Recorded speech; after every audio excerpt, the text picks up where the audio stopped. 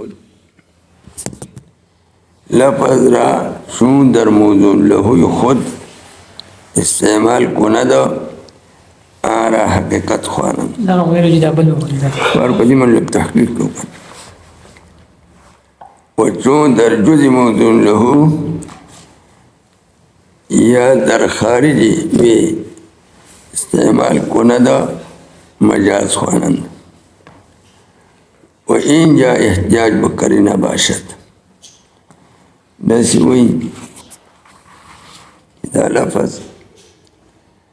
مخی بحث توازی وخوا دا لفظ یو معنا موضوع له دا ولا غیر موضوع له دا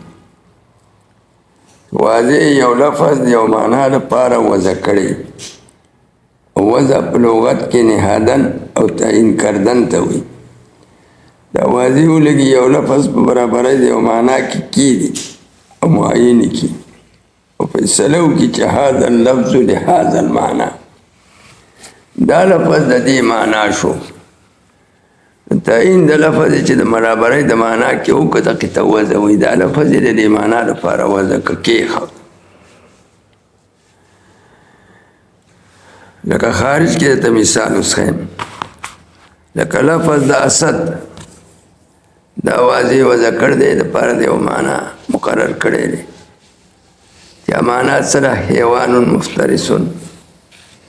حیوان مفترسون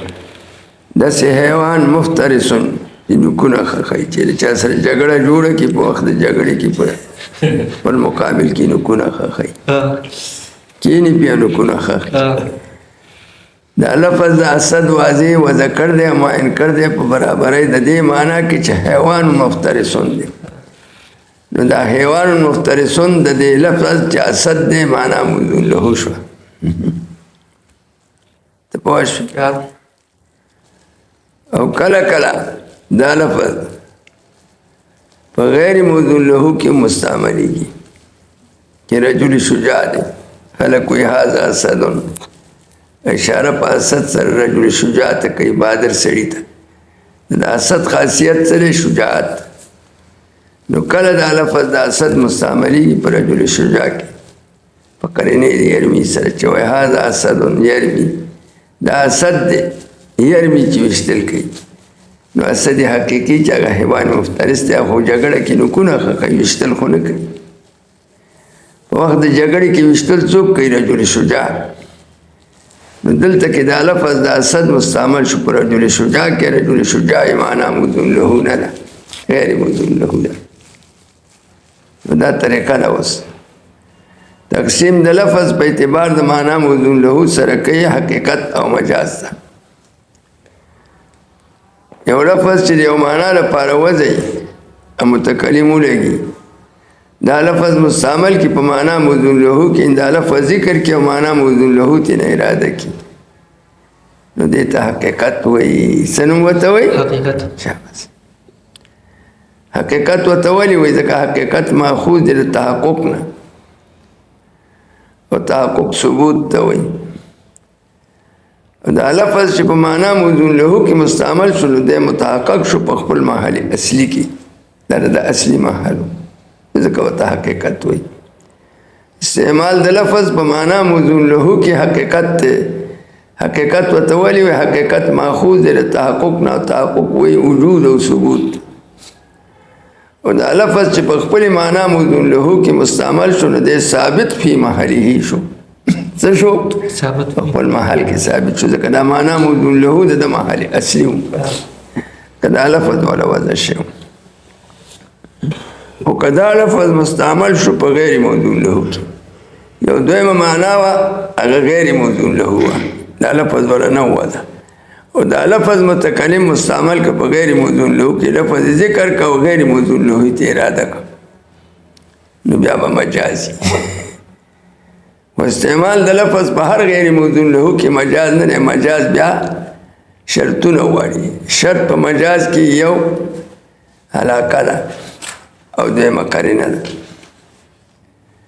استعمال د لفظ په غیر موضوع له کې اعلی مجاز دی چې د معنا موضوع له د غیر موضوع له په منځ کې علاقه وي. صحیح علاقه هغې ته علاقه د مجاز وي. او دا مجاز په اعتبار د علاقې سره په دوه قسمه دی. یو مجاز مرسل دی او بل مجاز مستعار دی. که دا علاقه په مابین د معنی حقیقي د مجازي کې علاقه د تشبیه وه، څه وه؟ علاقه د تشبیه وه. د دې مجاز ته مجاز مستعار وایي، ځکه د تشبیه نه وروسته استعاره کېږي. استعاره سوال ته وایي. او که دغه علاقه د مجاز چې دا استعمال د لفظ په غیر موضوع له کې شعر د غیر موضوع له خو د موضوع له سره علاقه ده که د معنا مجازي د معنا حقیقي سره علاقه وي. دغه علاقه د تشبیه و نو مجاز مستعار ورته وایي. که علاقه غیر و د علاقې د تشبیه نو بیا ورته مجاز مرسل وایي. مرسل ورته ولې وایي؟ ځکه مرسل د ارسال نه لسال خیل وي ته وي دی خالي د علاقې د تشبیه نه بله علاقه ده پکې. استعمال د لفظ په موضوع له کې حقیقت دی او په غیر موضوع له کې په معنا غیر موضوع له کې مجاز دی. لیکن استعمال د لفظ په هر غیر موضوع له کې مجاز نه دی. په هغه غیر موضوع له کې به مجاز غواړي شرطونه. یو شرط په مجاز کې علاقه ده چې په مابین د معنا حقیقي موضوع له او د معنا مجازي غیر موضوع له په منځ کې به علاقه وي، او بله به قرینه وي په تعین د معنا مجازي باندې. او که دا علاقه د تشبیه و د دې مجاز ته مستعار وایي، ځکه د تشبیه نه وروسته استعاره کېږي. اول به داسې چلو شي چې متکلم به ولګي د یو شي تشبیه به ورکړي د بل شي سره. نو یو شی به مشبه شي، بل به مشبه به شي. په مشبه به کې وجه د شوي وي، هغه وصف مشترک وي. نو اول به تشبیه ورکړي. چې تشبیه ورکړن د دې تشبیه نه به بیا وروسته استعاره کوي. استعاره دې ته و چې یو لفظ په سوال سره وواړي او په بلې معنا کې مستعمل کړي. نو که استعاره د اسم د مشبه به کړې وه د پاره د مشبه د مشبه به دا لفظ راغستی او مستعمل کړی په مشبه کې، نو دې ته استعاره مصرحه وایي. او که هکسې کړی ذکر د مشبه کړی او اراده کړې وه مشبه به قرینې سره، نو دې ته بیا استعاره بالکنایه وایي. څه ورته وایي؟ استعاره بالکنایه. استعارې مصرحې مثال درته ښیم. لکه یو سړی وایي رأیت اسدا یرمي، ما ولید اسد ازمری یرمي چې ویشتلې کول د جنگ په وخت کې ویشتل کول. دا یرمي قرینه ده. د دې نه دا معلومه شوه چې د دې اسد نه د خپله معنا حقیقي نه ده مراد، حیوان مفترس. ځکه هغه په وخت د جنگ کې رمې نه کوي، هغه نوکونه ښیي. نو معلومیږي چې مراد په څه سره؟ په اسد سره رجل شجاع دی. نو دغه ځای کې دا اول تشبیه وکړه او د تشبیه نه وروسته بیا استعاره وکړه. سوال یې وکړو اولې د دې معنا مجازي تشبیه ورکړه د معنا حقیقي سره. معنا مجازي خو رجل شجاع دی او معنا حقیقي حیوان مفترس دی. د دې رجل شجاع تشبیه ورکړه د چا سره؟ د حیوان مفترس سره. وایي چې الرجل شجاع کالاسد، رجل شجاع په شان د اسد دی. نو رجل شجاع مشبه شو، دا معنا مجازي. او دغه معنا حقیقي چې حیوان مفترس دی دا مشبه به شو. او وجه د شبه څه شوه؟ شبه مشبه به کې وجه د شبه کې په کوم شي کې چې تشبیه ورکوي وصف مشترک فی شجاعت، هغه شجاعت شو. نو الرجل شجاع مشبه شو، او اسد کل اسد دا اسد مشبه به شو، او دا کاف ادات ته تشبیه شو، او دا فی شجاعت وجه د شبه شو. اوس استعاره کوي، خو په استعاره کې دا قانون دی چې دواړه طرفې د تشبیه به نه مذکور به یو د طرفې او د تشبیه امراد به پې بدي. دلته کې ذکر د مشبه به کړی او اراده کړی او مشبه، لکه پر رأیت اسدا یرمي کې دا اسد ذکر کړ دی، اسد خو مشبه به ده او اراده کړی دی په رجل شجاع. ذکر د مشبه به اراده د مشبه، دا استعاره د اسم د مشبه به د پاره د مشبه وکړه. هغه لفظ چې واضح وضع کړه د پاره د مشبه به چې هغه لفظ د اسد او وضع د پاره د حیوان مفترس. نو دا د حیوان مفترس نه په سوال سره ووخ استعاره یې وکړه د چا لپاره استعاره یې وکړه دپاره د مشبه چې رجل شجاع دی دا استعاره د اسم د مشبه به چې دپاره د مشبه وشوه ذکر د مشبه به راځه د مشبه نو دې ته استعاره څه وایي استعاره مصرحه څه نوم ورته وایي مصرحه ورته وایي ځکه مصرحات ماخوذ د تصریح نه تصریح اظهار ته وایي او دلته کې په اصل باندې اظهار وشو مشبه به اصل وه هغه ظاهر کو تصریح بالاصل یو کا اراده یې کتې نه فرع چې مشبه دی لکه دا مشبه به به په وجه د شبې کې اصل یا مشبه به فرع د استعارې ته استعاره مصرحه وایي او که چېرته ذکر د مشبه یې کړی و اراده کړې وه مشبه به د دې طرف نه استعاره کړې وه ذکر د مشبه اراده د مشبه به استعاره د مشبه لپاره د مشبه به کړې وه نو دې ته استعاره بالکنایه وایي د هغې مثال به څنګه وي لکه خلک وایي یو ځای کې انشبت المنیة اظفارها اذ انشبت المنیة اظفارها الفیت کل تمیمت لا تنفعو دا پا قول حضوری کی حضوری شاعر یو شعر ویل دی دا شعر مختصر المانی ذکر کرے دی اذ انشبت المنیتو باغا وقت کی چی خخ کی مرگ اظفارها نکون اخبل بچا کی خخ کی فی احدنا پا یو کس کی نو چی چل بوشی مرگو لگی اخبل نکون پا یو کس کی خخ کی نو الفیت ممیبتا کل تمیمت هر تعویز لا تنفعو چی فیده بنرسی فی دفاع الموت نو دا دا عربو قانونو چی تو بنا جوڑا شو کنا دی بویری دا چی دی اسمری نو دی که ساحرانو و دستاویزگرانو اغولا بلانا اغو بولا تاویزو کن اغا تاویز بے بیا پا غاڑا واچا اغ بیمار تا چی دی با اس کا خیری جوڑ شی دا مرگ نبا بچی نو حضوری شاعر پنجپیره دی تاویزون دمون نمانی نو حضوری شاعر شعر ہوئے وَإِذِنْ شَبَتِ الْمَنِيَّةُ هر کل چه خخ کی مرگ اسپارها نکن اخپل پچا کے خخ کی فی احادن رب کے مقدر دے پا یو کس کی نو الفیت بیابم بیتے مخاطبہ غیر معینہ سبب بیامم کل تمیمت ہر تعویز لا تنفع فی دفاع الموت کہ ہر تعویز و تاچے نو دے با فیدہ نکی پا دفکور دا مرگ کہ مرگ تعویزون نشی دفکوری وزیزے کہ اذن شبت المنیتو کہ ذکر دا منی کر دے ارادہ کڑے دیتی نسا صبح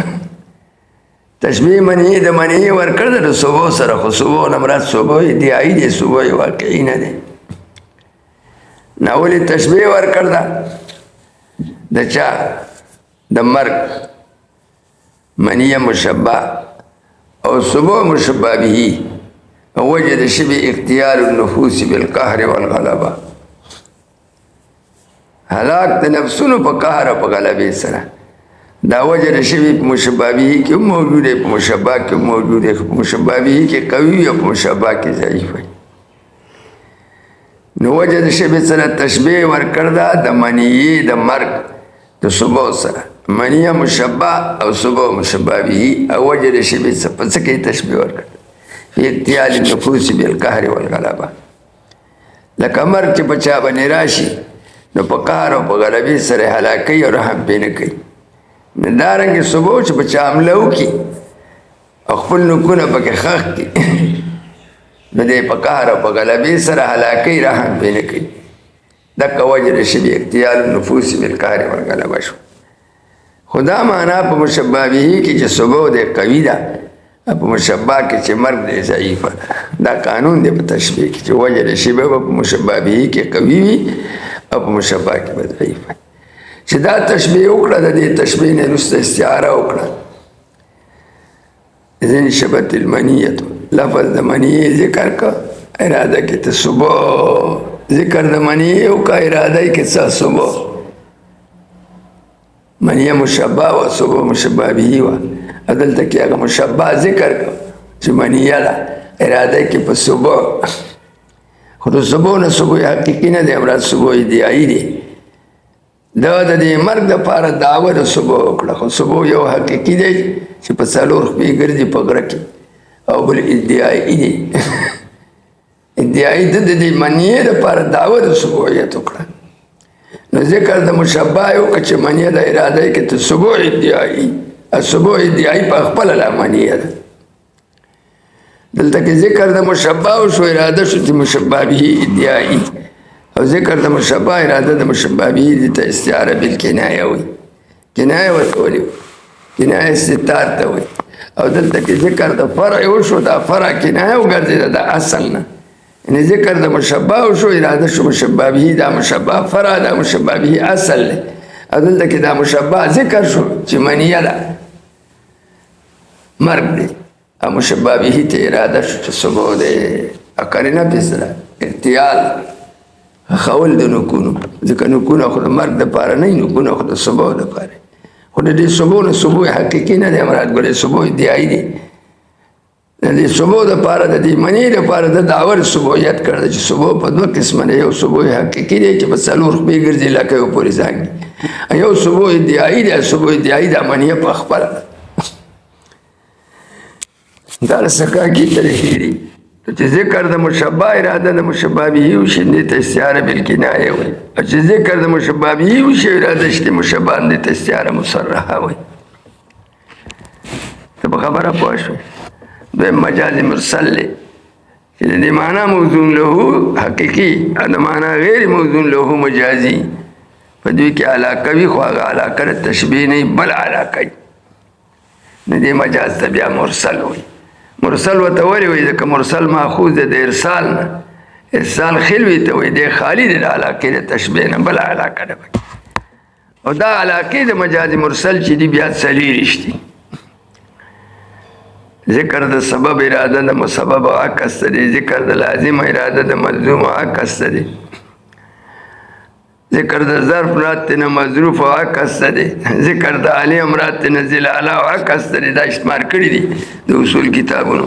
نو علاقې د مجاز مستعار بیا څو دي د مجاز مرسل څلېرویشت اصولیانو بیان کړی دي یوه علاقه د مجاز مستعار شو چې تشبیه ده او څلېرویشت علاقې د مجاز مرسل شوې نو تمام اقسام د علاقو د مجاز څو شو پنځه شو یو د مجاز مستعار علاقه شو تشبیه او څلېرویشت د مجاز مرسل علاقې شو نو مدار د مجاز پیژنئ استعمال د لفظ چې په موضوع له کې وشي نو حقیقت دی او چې په غیر موضوع له کې وشي نو مجاز دی چې په دې موضوع له کې وشي نو ولې حقیقت دی لکه لفظ د اسد و عزی و ذکر دی د څه لپاره د حیوان مفترس لپاره او دا لفظ د اسد ذکر کې او حیوان مفترس ته اراده کې لکه په غر کې د ازمرۍ لیدلی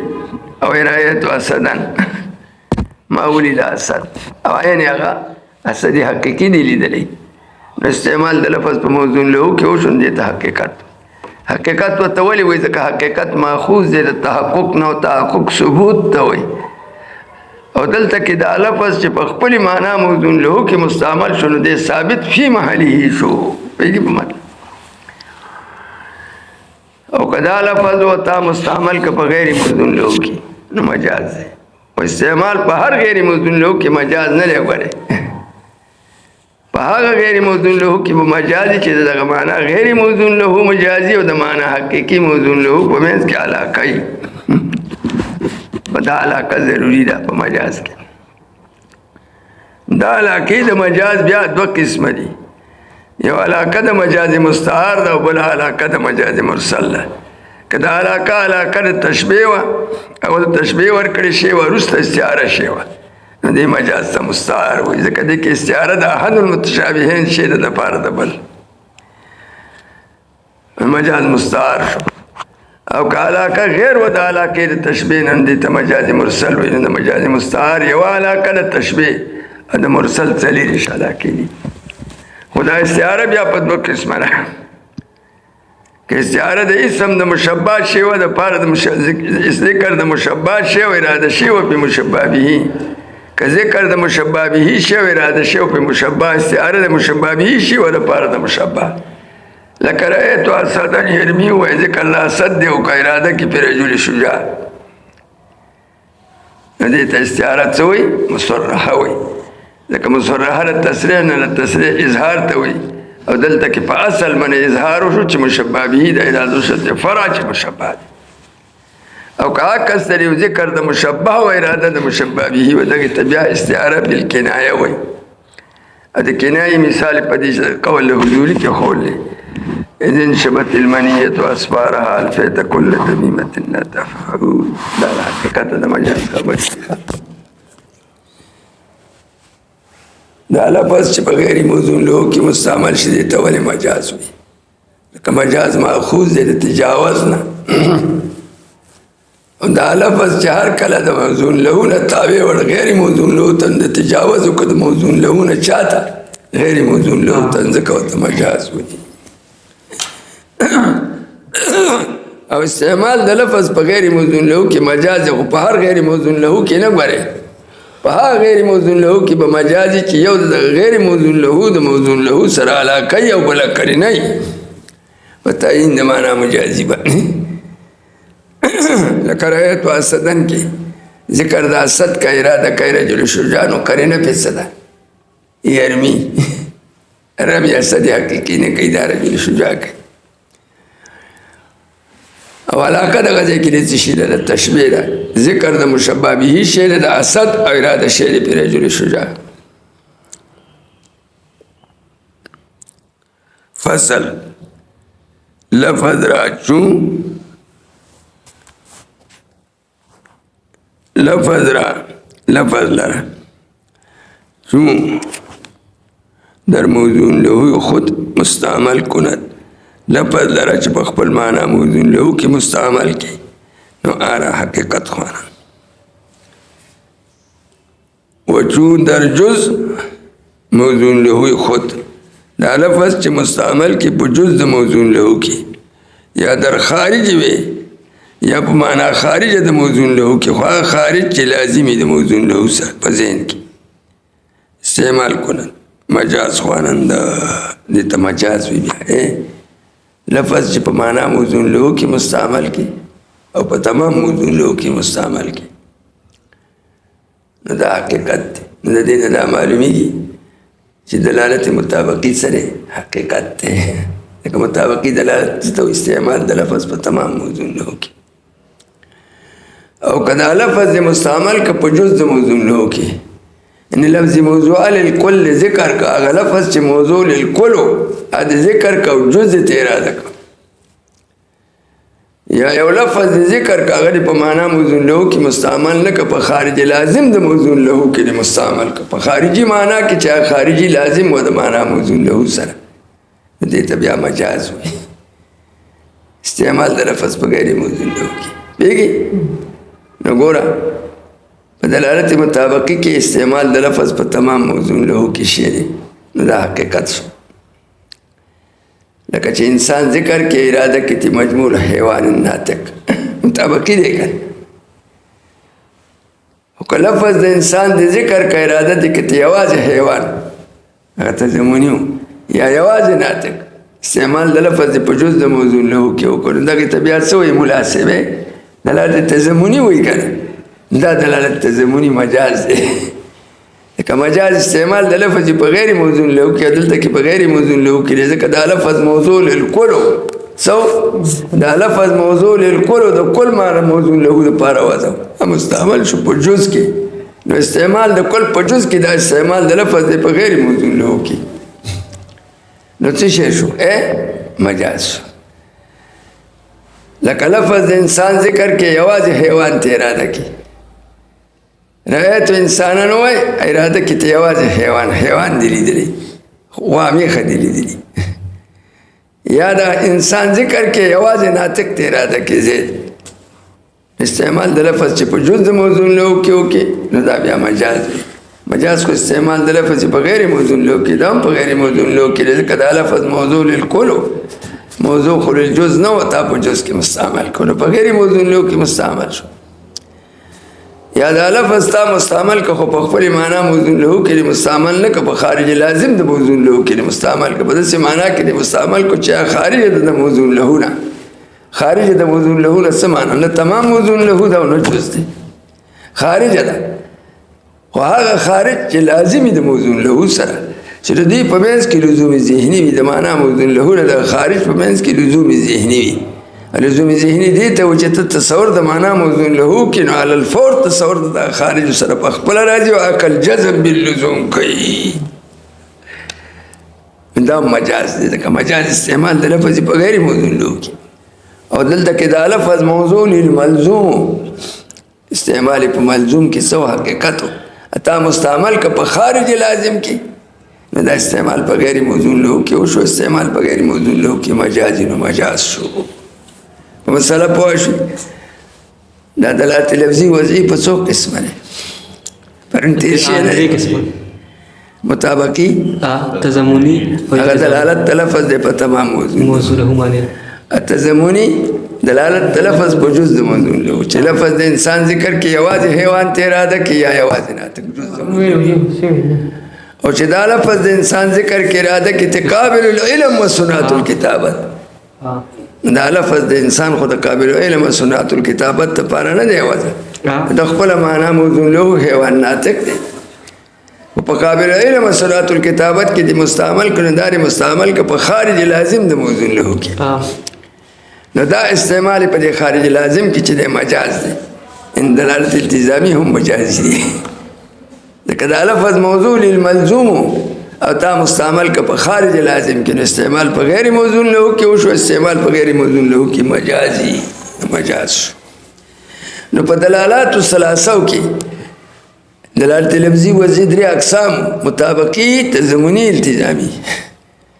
دا مطابقي په کې حقیقت شو او تضمني التزامي په کې څه شو مجاز خلاص شو خبره آشنا تحقیق نور کتابونو کې دانشته لفظ را چون در موضوع له خود استعمال کند آرا حقیقت خوانن و چون در جز موضوع له هر کله چې په جز د موضوع له کې یا در خارج وي یا په خارج د موضوع له کې استعمال کند مجاز دا مجاز خوانن دي ته مجاز وي او هر کله چې استعمال د لفظ په جز او په خارج کې مجاز شو یعنی تضمنی و التزامی مجاز شو احتیاج باشد بکرینا احتیاج باشد بکرینا احتیاج بکرینا باشد دغه ځکه به احتیاج کرینی تی ځکه معنا مجازي کرینی دا جاي تاسو به پوه فصل لفظ را چون خلاص شو فصل لفظ را چون یک موضوع له باشد آرا مفرد خوانن و اگر زیاده باشد نو آرا مشترک خوانن و در مشترک خوانن و در هر معنی محتاج دا مشترک په هر معنی کې محتاج به قرینه باشد چون لفظ عین و اگر دو لفظ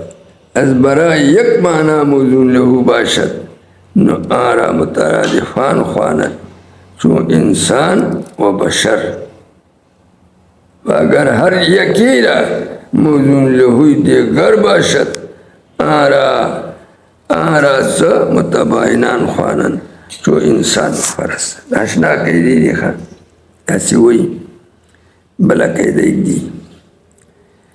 کچری دا لفظ معنی موضوع له یوا سوا لفظ موضوع دا پار دا یو معنی دا لفظ معنی موضوع له یوا دو معنی نوی دا لفظ دا دو معنی دا پار نو وزا شی دا لفظ معنی موضوع له یوا نو دی لفظ تا مفرد وی سوا تا وی مفرد و تا ولی وی ځکه دا معنا مفرد ده د نورو معنونه جدا ده د نورو معنونه د یو معنا دپاره وضع دی او دویمې معنا دپاره نه دی وضع نو دی لفظ ته مفرد وی ولې ځکه د ده معنا مفرده ده د نورو معنیونه جدا ده او که لفظ موضوع معنا موضوع له یون و متعدد دا تعدد لمعنیو چې لفظ واحد یا موضوع د پاره د معنیو متعدد دا بیا بناوی په تعدد د واضعینو یا به بناوی په غفلت د واضع واحده باندې په نسیان د واضع واحده باندې چې لفظ وضع خو د یو معنا د پاره نه وضع شي دې د دوه معنو د پاره وضع لکه لفظ عین یا د دوه معنو د پاره وضع یا زیات تدباونه خو د یو معنا د پاره نه وضع د ډیرو معنو د پاره وضع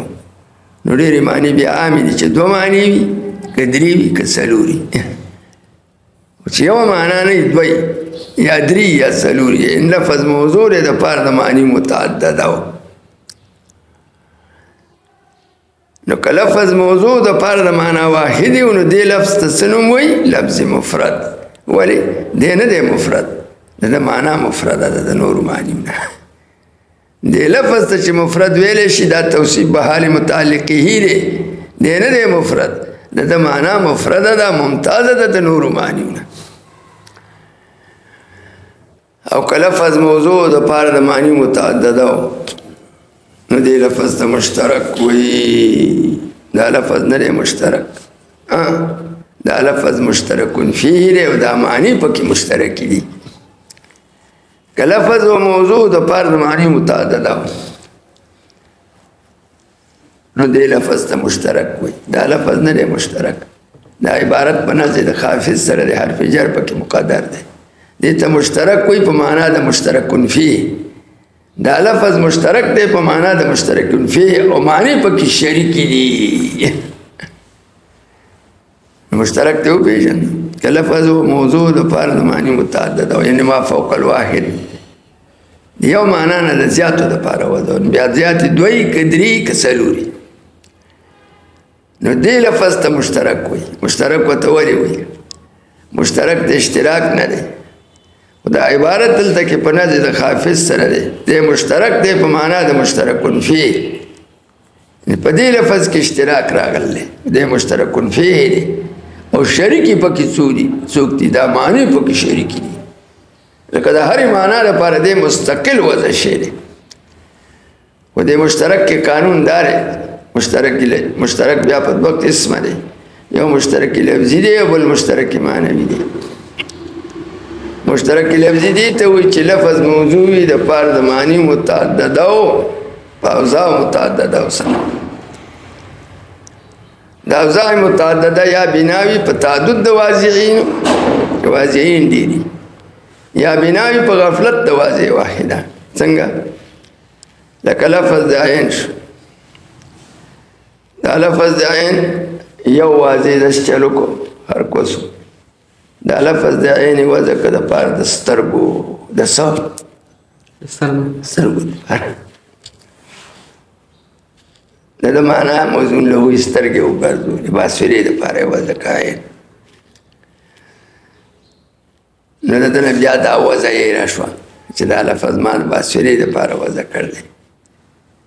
دا وله وضع ته یې راشوه نو دوباره یې وضع که دپاره د چینه پېژنې دا وګوچې بیږي دا دویمه وضع د دغه واضح یو دی خو اوضاع تېرېږي نو بیا ته دغه دویمه وضع هم یې راشوه نو درېیمه پېره یې وضع که دپاره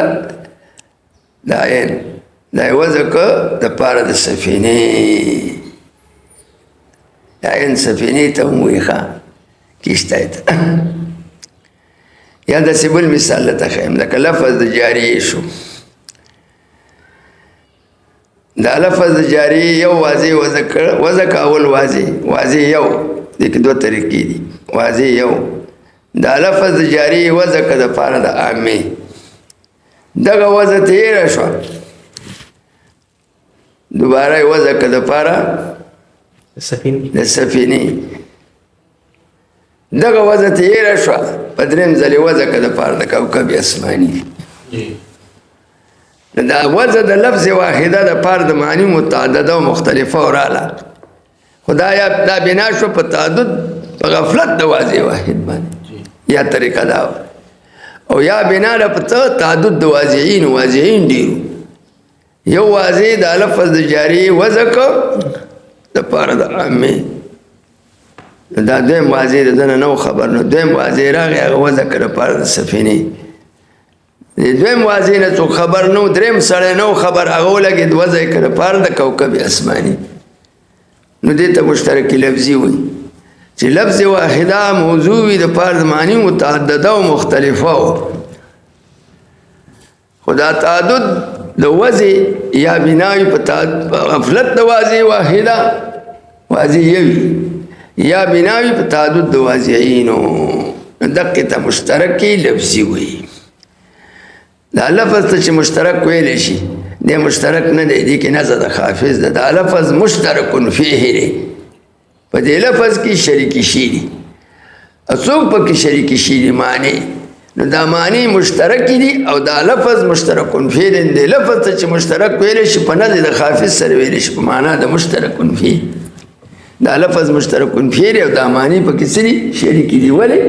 ځکه دا یو لفظ د ټول معنی د پر علاوه وځي شي او دې ته مشترک لفظي وي تعریف د مشترک لفظي دی پیژن چې وځه د لفظ د شی د پر د معنی متعدده او مختلفه او په اوضاع متعدده او سره ادا تعدد د اوضاع یا بنا په غفلت د واضع واحده یا په تعدد د واضعینو دې مشترک لفظي کې قانون دی وس قانون د تخیر چې د دې لفظ د مشترک نه په ان واحده کې ټول معنی نه اراده کی څه ټول معنی نه اراده چې سره رایت جاریتن وي په دغه ان واحده کې ټول معنی اراده کی هم ته امه اراده کی هم ته سفینه اراده کی هم ته کوكب اراده کی د لفظ د مشترک نه په ان واحده کې ټول معنی نه اراده کی ولیکه دا ټول معنی اراده شي چې چل کی نقصان کوي اراده د ټول معنی فرع د توجه د نفس ته ملازمی کی بتوجه د نفس په ان واحده کې امور کثیره وتا او توجه د نفس په ان واحده کې امور کثیره وتا نه صحیح ځکه چې نفس بسیط په ان واحده کې توجه امر واحد ته کولې شي نه امرین ته نو امور ته نو د لفظ د مشترک نه په ان واحده کې ټول معنی نه اراده کیږي دي ته عموم د مشترک وي عموم د مشترک ناروا دي عموم د مشترک څه ته وي چې متکلم لګي د لفظ د مشترک نه یا مخاطب لګي د لفظ د مشترک نه په ان واحده کې ټول معنی اراده کی ټول به نه اراده کوي ځکه دې ته عموم د مشترک وي ناروا دي عموم د مشترک څه معنا ده د لفظ د مشترک نه په ان واحده کې ټول معنی اراده کوي نو د اراده د ټول معنی په ان واحده کې فرع د توجه د نفس چې نفس به ټول معنی ته توجه کوي ټول معنی تصور وکړي او توجه د نفس واحده په ان واحده کې امور کثیره او ناروا ده ځکه نفس بسیط په ان واحده کې توجه شی واحد ته کولې شي نشي نو ته نه اشیاء ته مسله پوښ دې ته عموم د مشترک لفظي وي دا ناروا دي نو څه چل وکړي ټول معنی به په یو ان کې نه اراده کوي یو معنا به اراده کوي خدا یو معنا به اراده کوي په قرینه سره به قرینه به نه اراده کوي ولې که یو معنا ته اراده کوي به د قرینه نه لازمي ترجیح بلا مرجح دا بل معنا به سره مزاحمه کوي چې ما ول نه اراده کوي زماره پر هم لفظ وزره اره دې لپاره هم وزره او ته دغه معنا اراده کوي او معنا اراده کوي زه هم موضوع نه ویم یو معنا به اراده کوي خو په قرینه سره به اراده کوي به قرینه نه کوي یو معنا ته به قرینه اراده کوي نو لازمي څه شي ترجیح بلا مرجح یو معنا به اراده کوي په قرینه سره دا قرینه به مرجح وي نو دا قانون شو چې د لفظ د مشترک نه په ان واحده کې یو معنا اراده کیږي په قرینه سره او دا قرینه د مشترک چي د مشترک لفظي یا به قرینه لفظي یا به قرینه مقابلیه غالبا دا قرینه د مشترک راځي قرینه لفظیه لفظ کې به قرینه موجوده لکه یو سړی چې وایي رأیت جاریتن ما ولد جاریه نو کله داسې وایي چې یزیء فی السما چې رڼا یې کوله په اسمان کې نو معلومه شو چې دې نه مراد کوكب دی سره کوكب کوي چې رأیت جاریة یسیح فی البحر تکې کو په دریاب کې. نو تک په دریاب کې څوک کوي؟ سفینه. نو معلومه شو چې مراد د جاریې نه سفینه ده. که داسې وي چې رأیت جاریة یخدم فی البیت چې خدمت یې کو په کور کې، نو خدمت په کور کې څوک کوي؟ عامه. نو مراد به ترې نه عامه. او دا لفظ د جاریې مشترک دی د څو معنو دپاره وضع دی؟ ووایه. درې معنی. یو واضح دا لفظ د جاریې وضع کړی دی لپاره د عامې، دویم واضح وضع کړی دی لپاره د سفینې، دریم واضح وضع کړی دی لپاره د کوکب اسماني. دا مشترکي لفظي دی.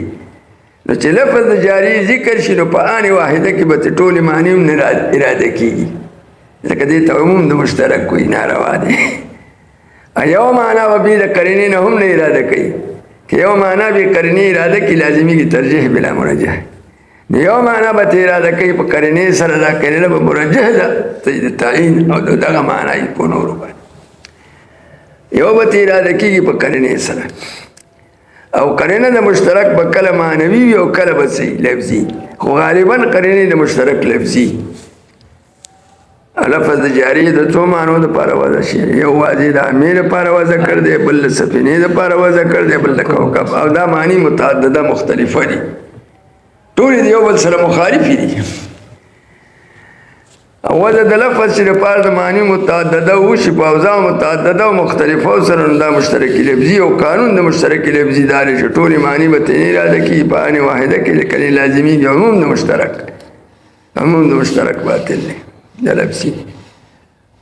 یو معنا به ته اراده کېږي خو بې قرینې نه، یو ته بې قرینې اراده کړي لازمي دي ترجیح بلا مرجح. یو به ته اراده کېږي په قرینې سره، او قرینه به کله کله لفظي کله به معنوي. چې لفظي هغه مثال به درته وښیم. که یو سړي رأیت جاریة ووایي، څه یې ورسره کېږو؟ یختم فی البیت. د دې نه مراد څوک دي؟ جاریې نه عامه. رأیت جاریة یضیء فی السماء چې رڼا یې کوله په اسمان کې، نو کوکب به ترې مراد. او که رأیت جاریة یسیح فی البحر وي، نو مراد به ترې نه کښتۍ سفینه وي.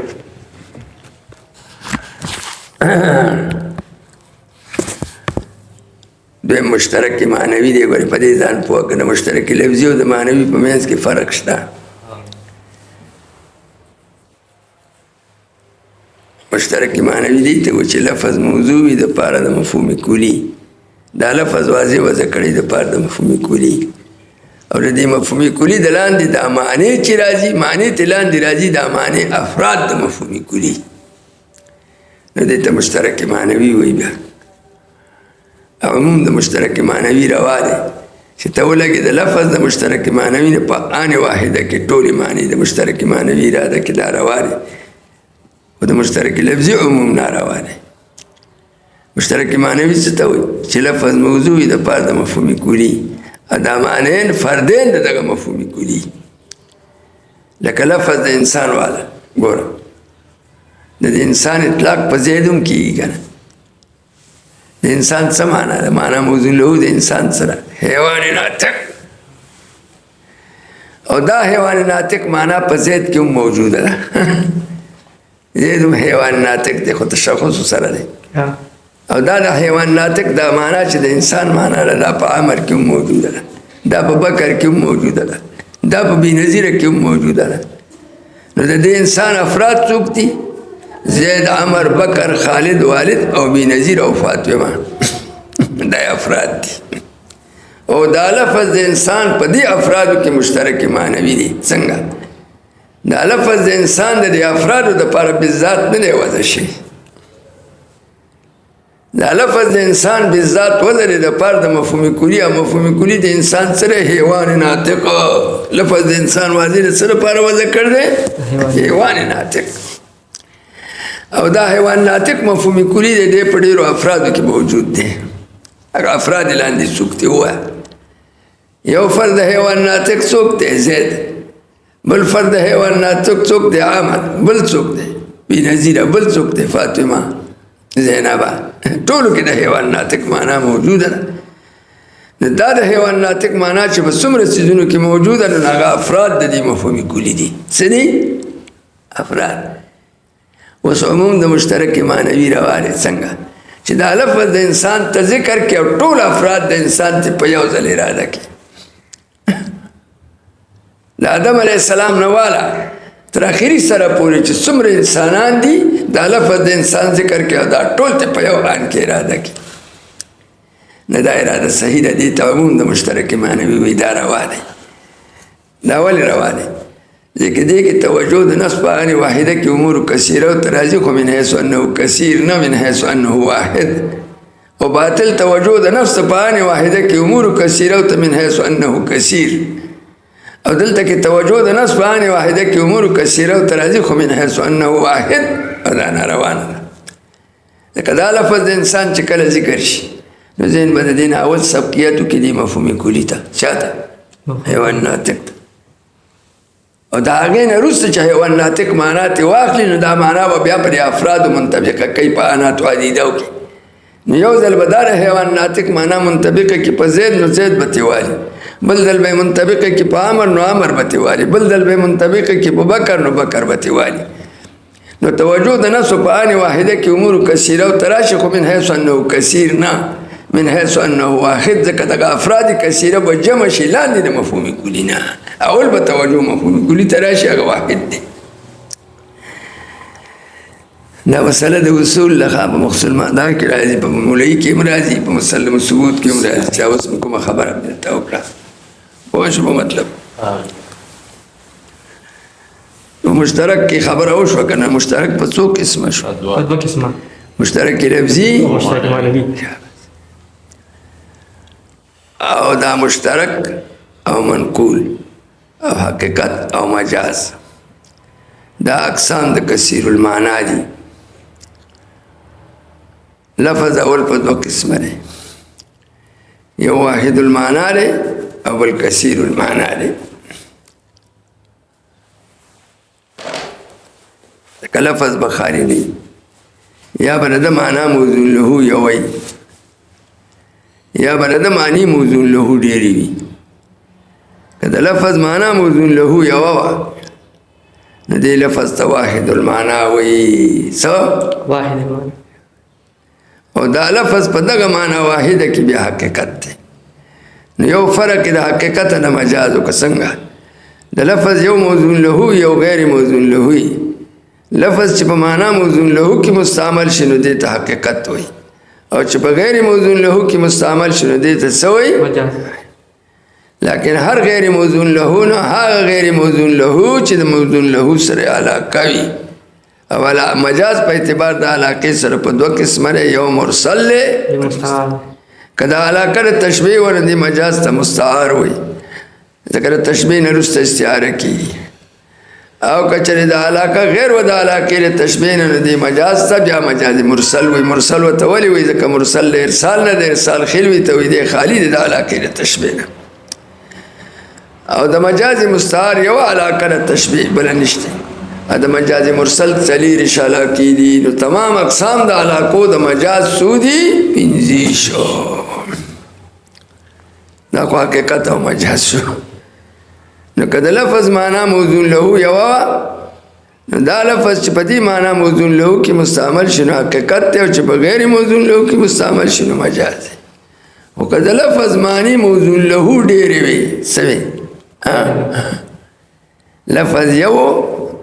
او معنی ډېرې وي دې ته لفظ کثیر المعنا وي معنی ډېرې وي د لفظ معنا به خالي دی یا به لفظ موضوع د پاره د معنا واحد وي یا به لفظ موضوع د پاره د معنی متعدده وي که لفظ موضوع د پاره د معنا واحد وي نو دې ته لفظ واحد المعنا وي څه ورته وایي واحد المعنى چې معنا موضوع له یې وایي دې ته لفظ واحد المعنا وي او چې معنی موضوع له ډېرې وي نو دې ته بیا مشترک وایي خبره پوه شو چې لفظ معنا موضوع له یې وایي نو دې ته لفظ واحد المعنا وي نو دا لفظ واحد المعنا بیا په دوه قسمه دی د دې لفظ معنا موضوع له یوه ونه دا بیا په دوه قسمه دی دغه معنا موضوع له چې یو نو خالي به نه یا به په دې معنا موضوع له کې چې یوه معنا ده موضوع له اعتبار د تشخص شوی یا به اعتبار د تشخص نشي. که په دغه معنا واحده موضوع له کې اعتبار د تشخص شو نو دې ته جزئی وایي. څه ورته وایي؟ نو دا جزئیت بالذات د صفاتو د معنا نه دی، دې معنا ته جزئی ویلی شي حقیقتا، او د لفظ ته جزئی ویلی شي مجازا. لکه څنګه شو زید، دا لفظ د زید واضح و ذکر دی لپاره د معنا واحدی، معنا واحده سره حیوان ناطق، خو اعتبار د تشخص پکې شی دی. په دې معنا واحده کې څه شی دی؟ اعتبار د تشخص. نو دا تشخص چې په معنا واحده کې معتبر نو څوک په طریقې د جزئیت سره وي، څوک په طریقې د شرطیت سره وي، خو په دې معنا واحده کې اعتبار د تشخص شی دی. نو چې اعتبار د تشخص پکې نو دې معنا واحده ته جزئی ویلی شي. څه جزئی؟ په جزئی کې صلاحیت د صدق علی کثیرین نه، لکه معنا د زید شو چې لفظ د زید و د شعر د پاره د حیوان ناطق ما هذه التشخص، دا د معنا موضوع سره حیوان ناطق دی، خو مفهوم کلی دی، خو سره د تشخص دی، نو اعتبار د تشخص پکې شی دی. نو په دغه معنا واحده کې چې اعتبار د تشخصي نو دې معنا واحده ته جزئی ویلی شي. دا جزئیت بالذات صفت د معنا دی، خو دې لفظ د زید ته جزئی ویلی شي مجازا ویلی شي. دا بیا تسمیت الدال باسم المدلول دی. او که دغه معنا واحده کې د لفظ معنا موضوع له یوه وه، خو په دغه معنا واحده کې اعتبار د تشخص نه وشي، لکه لفظ د انسان موضوع دی لپاره د معنا واحده، معنا واحده سره حیوان ناطق، او اعتبار د تشخص پکې نشته، نو دې معنا واحده ته کلی ویلی شي. نو دا کلیت صفت د معنا دی حقیقتا، و دې لفظ د انسان ته چې کلی ویلی شي دا بیا مجاز تسمیت الدال باسم المدلول. که لفظ موضوع د پاره د معنا واحده او معنا واحده کې اعتبار د تشخص نه و نو دا معنا کلی ده. چې تشخص پکې نه نو دې معنا کې بیا صلاحیت د صدق علی الافراد الکثیرین، نو دا معنا کلی ده، او دغه افراد کثیره افراد دي، بیا دې معنا ته کلی ویلی شي بالذات. نو کلیت او جزئیت د صفاتو د معنا نه دي حقیقتا، او د صفاتو د لفظ نه دي مجازا. نو کتاوی چې لفظ زید معنا زید کلیون، معنا زید جزئیون، و معنی الانسان کلیون، نو دا حقیقت. اکدیوی چې لفظ زید جزئیون و لفظ الانسان کلیون، دا بیا مجاز دی. کلیت جزئیت اولا و بذات صفاتو لشان دی، دا معنا نه دی، او د صفاتو د لفظ نه دی مجازانا. او که لفظ و موضوع د پاره د معنا واحده نه و، د معنا واحده دوه قسمه شو، چې موضوع د پاره د معنا واحده شو، نو که معنا واحده کې اعتبار د تشخص نه و نو جزئی دی، او که اعتبار د تشخص پکې نه و نو کلی دی. او که لفظ موضوع د پاره د معنی متعدده و، څه معنی متعدد، د لفظ معنی موضوع له متعدد دی، لفظ موضوع د پاره د معنی متعدده و، نو که لفظ موضوع د پاره د معنی متعدده و په افزا متعدده سره، او تخلل د نقل پکې نه و. لفظ موضوع د پاره د معنی متعدده و، خو تخلل د نقل پکې نه و. څنګه چې دا لفظ ابتداءً د هرې معنا د پاره وضع شی، او تخلل د نقل پکې نه و. نو که لفظ موضوع د پاره د معنی متعدده و مختلفه و بدون تخلل النقل، نو دې لفظ ته مشترک وي. څه نوم ورته وایي؟ مشترک. دې لفظ ته بیا څه وایي؟ مشترک لفظي. او دې معنی ته وایي معنی د مشترک. دا لفظ مشترک دی، په معنا د مشترکون فیه دی. په دې لفظ کې مشترکون، دا لفظ مشترکون فیه دی، او دا معنی پکې مشترک دی. دې لفظ ته چې مشترک ویلی شي په نزد د خافض سره ویلی شي. دا لفظ مشترک دی په معنا د مشترکون فیه، دا معنی پکې شریک دي، ځکه دا لفظ د هرې معنا لپاره مستقل وضع دی،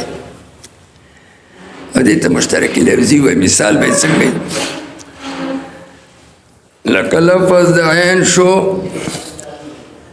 یو واضح راغلی دی، و ذکر دی د چا لپاره؟ چینې لپاره. بیا دغه وضع تېره شي دوباره یې وضع کړ دی دپاره د باسویرې سترګې او بل ځل یې وضع کړ دی دپاره د رکبې د عین دې رکبې ته وایي دا لفظ په دریو معنو کې مشترک شو دا لفظ د عین یو وضع شعر دپاره د چینې بل ځل وضع شعر دپاره د باسویرې سترګې ته وایي او بل ځل وضع شعر دپاره د رکبې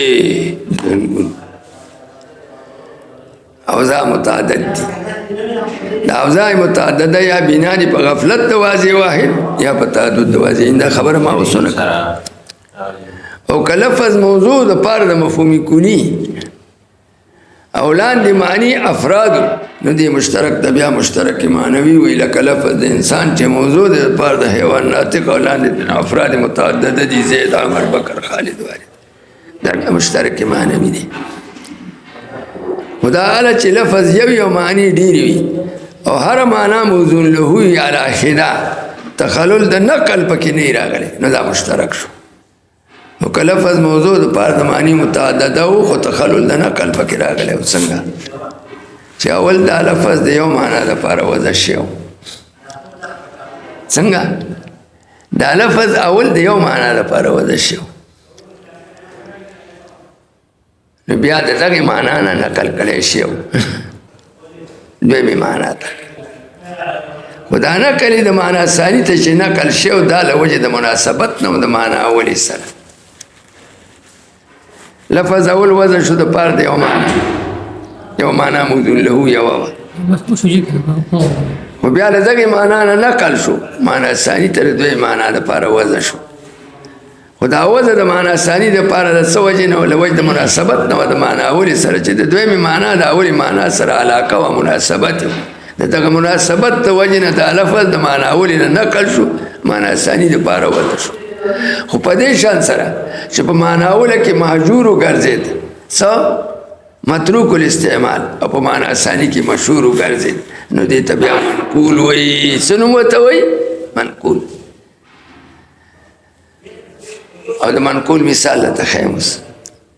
لکه لفظ د صلات اهل لغت وضع کړی د پاره د دعا د څه دعا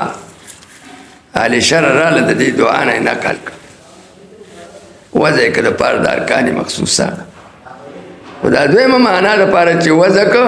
د دې مناسبت د معنا اولې سره و مناسبت څه علاقة الاجتمال وه دا معنا ثاني کل و معنا اوله جزو لفظ د صلات اول وضع شوی لغت وضع کړی د پاره د دعا اهل شرع راله د دعا نه یې نقل کړ ارکان مخصوصه ورته د ارکان مخصوصه خو معنا ثاني ده د دې معنا اولې سره چې دعا د علاقه شته هغه علاقه د کلیت د جزئیت ده دا معنا ثاني چې ارکان مخصوصه دي کل او معنا اوله چې دعا را دا جز د ځکه ارکان مخصوصه مشتمل دي په دعا باندې من قبیل اشتمال الکل علی الجزء خو دې کې بیا شرط په منقول کې دا دی چې دا لفظ په معنا اوله کې مهجور الاستعمال شو په دعا کې متروک الاستعمال شو او په دې ارکان مخصوصو کې مشهور الاستعمال شو نو دې ته بیا منقول وایي څه نوم ورته وایي منقول نو کثیر المعنا په څو قسمه شو چې لفظ واحد المعنا یا دوه قسمه شو یو کلی شو او بل جزئی او چې لفظ کثیر المعنا د هغې څو اقسام شو یو مشترک شو چې هر معنا موضوع له علی حدی په وضع علی حدی سره دا مشترک شو تخلل د نقل پکې نه او که تخلل د نقل راغلی و اول وضع د پاره د معنا اولې بیا د معنا اولې نه نقل شو معنا ثاني ته د علاقې د وجې نه چې د دوی معنا د اولې معنا سره علاقه وه نو د دې معنا اولې نه نقل شو معنا ثاني ته خو په معنا ثاني کې مشهور وګرځېده په معنا اوله کې مهجور نو د دې لفظ نسبت چې معنا ثاني ته وکړي نو منقول ورته وایي او معنا اولې ته چې وکړي منقول عنه ورته وایي دا لفظ دا اولی معنا نه دوی ته نقل شعر نو دې ته بیا منقول وایي او مثال د منقول به څنګه د مشترک مثال خو ما تاسو ته وښو لکه عین شو یا جاریه شو او د منقول مثال لکه لفظ صلات اهل لغت وضع کړی او د څه لپاره مطلق دعا اهل شرع راله د دې دعا نه نقل که چاته دا ارکان مخصوصه د پاره یې وضع کړ خو دا وضع د معنا ثاني د پاره چې وشو د څه وجې نه وشو د معناولې سره علاقه ده معناوله دعا وه او معنا ثاني ارکان مخصوصه دي ارکان مخصوصه دامون دي خو د ارکان مخصوصه مشتمل دي په دعا باندې ځکه ارکان مخصوصه مرکب دي د څو څیزونو د اقوالو د افعالو نه د دعاګانو چې د دې معنا ثاني دپاره چې ارکان مخصوصه دي وضع کړه نو په دې معنا ثاني کې مشهور وګرځېد او په معناوله کې څه مهجور نو په دې شان سره چې اوس لفظ د صلات ذکر شي نو خلک د ارکان مخصوصه اراده کوي دعا ته نشي اراده کولی عبارت په وایي بس په دې پوه شو چې بس پوه شو او د ټول من پوه شو کته عبارت ته ګورئ فصل لفظ را چون یک موضوع له باشد لفظ را چې یو موضوع له وي نو ارا مفرد خوانند دې لفظ ته څه وایي مفرد و اگر زیاده باشد که د لفظ معنا موضوع له زیاته وه یو معنا نه وه وضع لفظ د دو معنو دپاره وضع یا د دریو دپاره یا د زیاتو دپاره نو هغه مشترک نو دې لفظ ته بیا څه وایي مشترک وایي و در هر معنا محتاج او دا لفظ مشترک په هر معنا کې محتاج بکرینه باشه دې کې اشاره شو استعمال د مشترک چې استعمال د لفظ مشترک په ټولو معنو کې هم نه کېږي ولې په یو ان کې چې ټولې معنی والي ځکه لازمیږي عموم د مشترک ما تاسو ته ونه یو معنا به په غیر د بلې نه اراده کېږي بدون القرینه ځکه ترجیح بلا مرجح راځي یو معنا به ته اراده کېږي په قرینې سره دا قرینه به ترجیح د احد المعنی نه الاخر کوي نو مشترک په ارادي د هر معنا کې محتاج دی قرینې ته او مثال د مشترک ما تاسو ته ښودلی لکه یو سړی وایي جاریه نو که رأیتو جاریتن یې وایي اراده یې کې یسیحو فی البحر دا قرینه ده نو مراد به ترې څه سفینه سفینه او که یخدمو فی البیت وي رأیتو جاریتن ما ولد جاریه یخدمو فی البیت نو مراد به ترې عامه او که رأیتو جاریتن یزیو فی السما چې رڼا یې کوله په اسمان کې نو مراد به ترې څه کوكب اسماني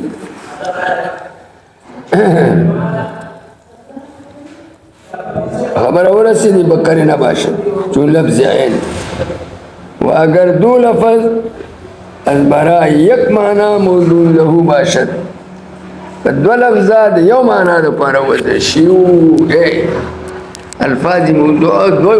او معنا موضوع له یو دا د هغې ضد دی ښه مخکې لفظ یو او معنی ډېرې وي معنی موضوع له ډېرې وي او دا د هغې عکس دی معنا یو ده او الفاظو کې تعدد دی دو لفظ د یو معنا لپاره وځو مرادفان ویږي مترادفان نو بیا دې معنی دې لفظ دې معنیانو ته څه وایي مترادفین چې دو لفظ وو د یو معنا لپاره وو د دوو لفظو معنا موضوع له یو وه نو دې ته ترادف وایي او دې لفظینو ته مترادفین وایي مثال به یې څنګه وي عارف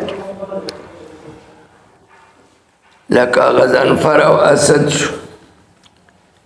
غضنفر د څه معنا دپاره وځلې حیوان مفترس اسد د کومې معنا دپاره دا یو حیوان مفترس دی یوه معنا د دې دپاره دوه لفظ وځلي یو لفظ د څه دی د اسد او بل لفظ د غضنفر اسد د غضنفر کې ترادف دی دواړه موضوع دي دپاره د معنا واحد چې حیوان مفترس دی یا لکه غیث او مطور شو غیث پیژنې باران ته وایي او مطور څه ته وایي باران څاڅکو ته وایي دا غیث او مطور موضوع دي دپاره د معنا واخري چا څڅېدل له څاڅکو دي راتلل له څاڅکو نو دا دوه لفظات چې د یو معنا دپاره وځئ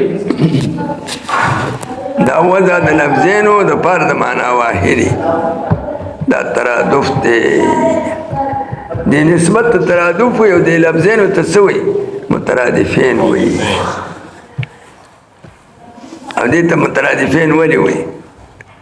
ترادف معنا لغوي ترادف په لغت کې دې یو معنا لغوي ده یو معنا اصطلاحي ده او د هرې معنا لغوي اصطلاحي په منځ کې مناسبت وي هغه مناسبت بیانو ترادف په لغت کې څه ته وایي ركوب احد الشخصين خلف الاخر على الدابه. ترادف په لغت کې څه ته وایي؟ رکوب احد الشخصين خلف الاخر، کېناستل د یو د شخصین وروسته د بل نه على الدابه په دابه باندې. لکه یو سړی دی په دابه مخکې کېناست،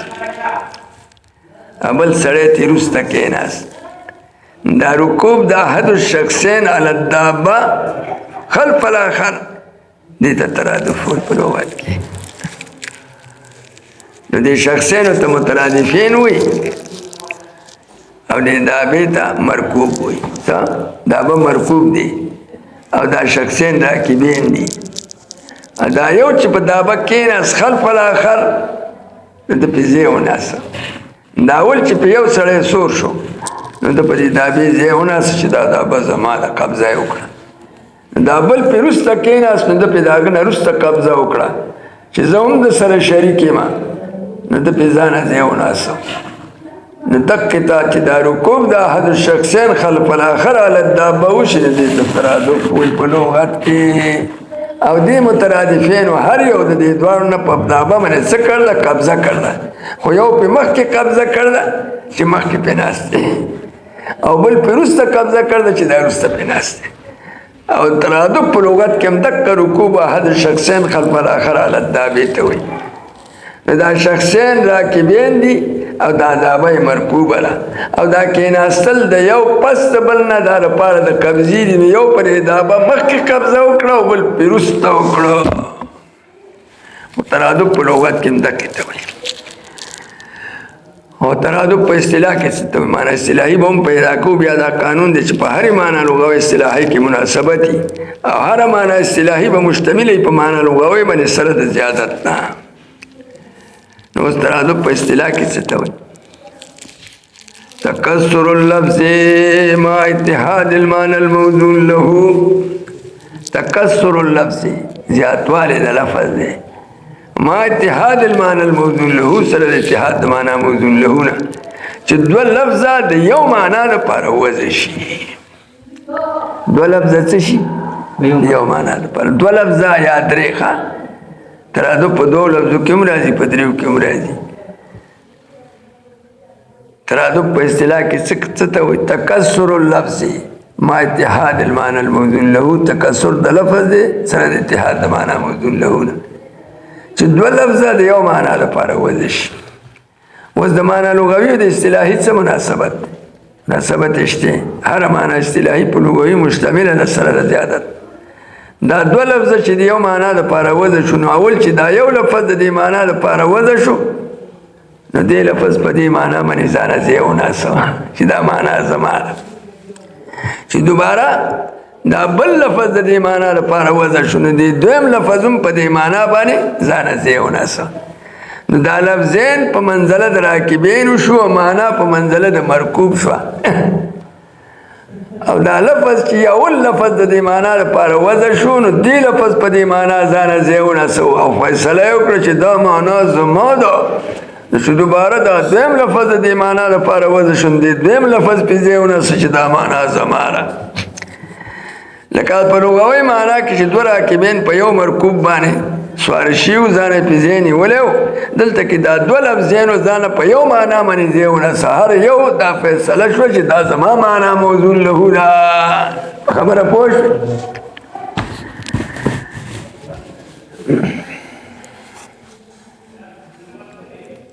اراده وپسې ایکه ته وایي فصل لفظ داله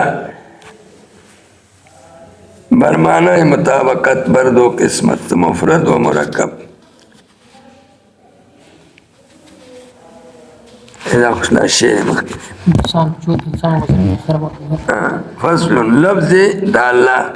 بر معنی مطابقت. لفظ داله په معنی مطابقی بر دو قسمت په دو قسمه دی. مخکې دا خلاص شی نه دی. فصل چون یک موضوع له لفظ در چې یو موضوع له اینو آرا مفرد خوانن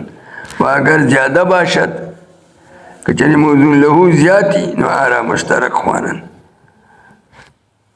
و در هر معنا محتاج به قرینه باشد چون لفظ عین و اگر دو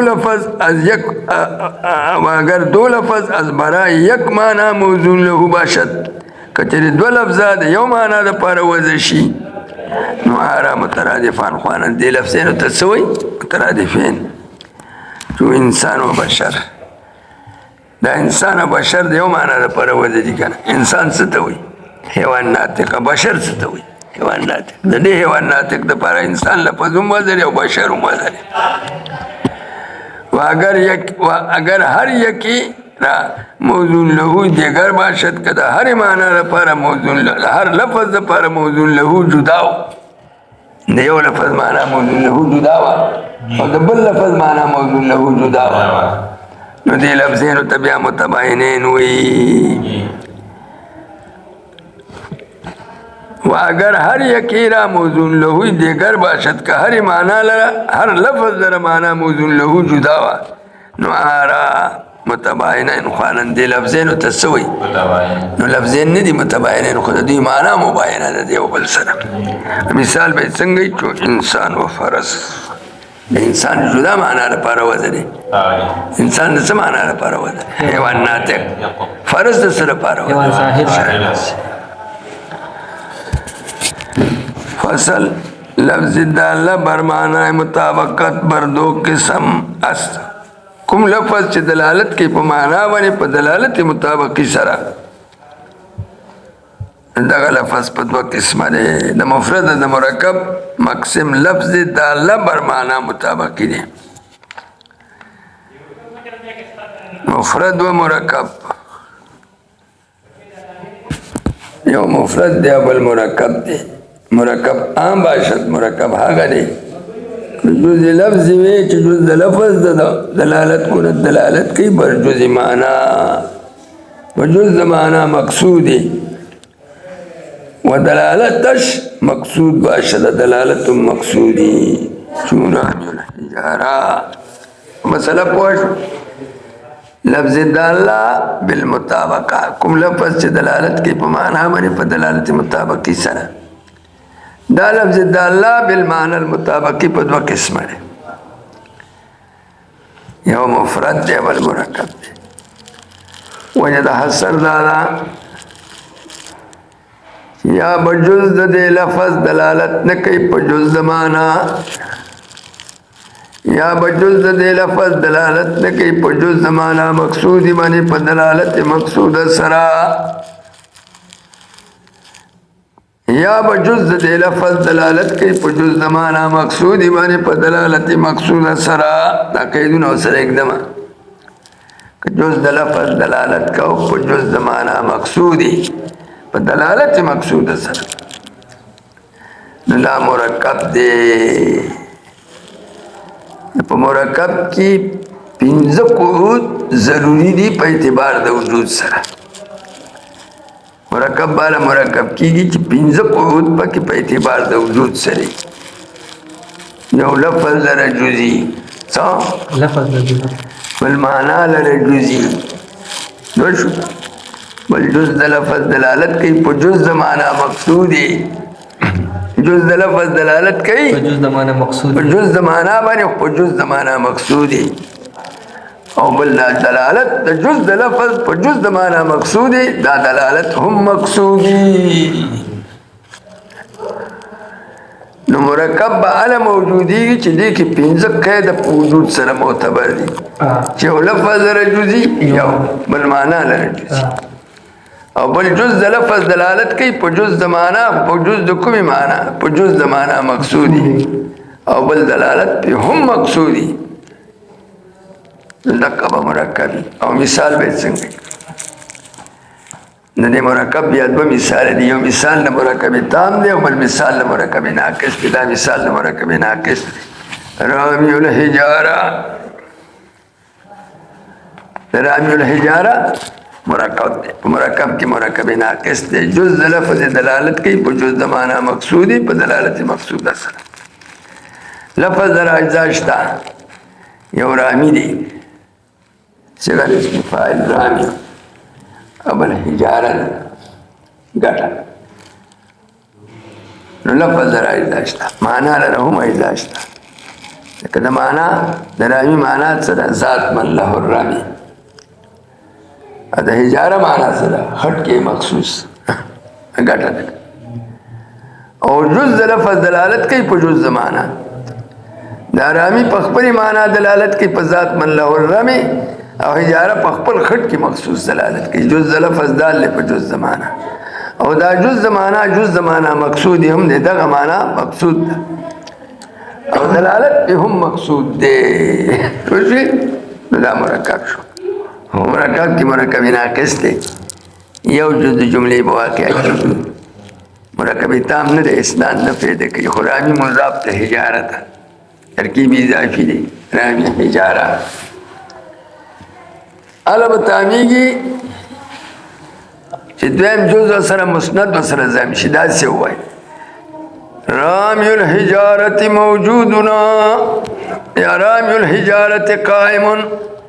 وشتون کې د ګټو ولاړ دی